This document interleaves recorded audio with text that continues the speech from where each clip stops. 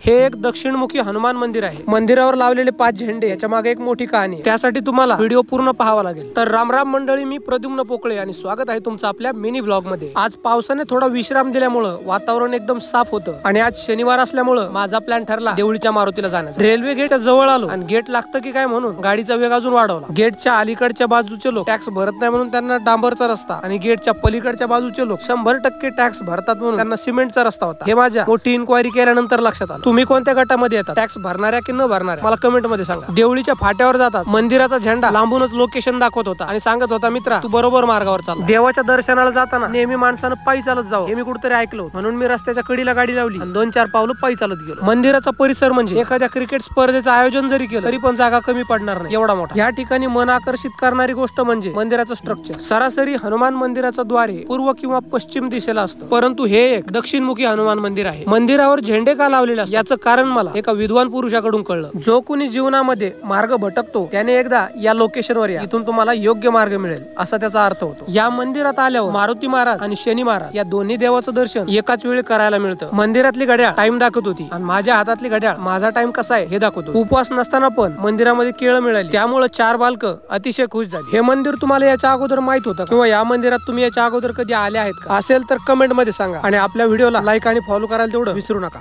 धन्यवाद।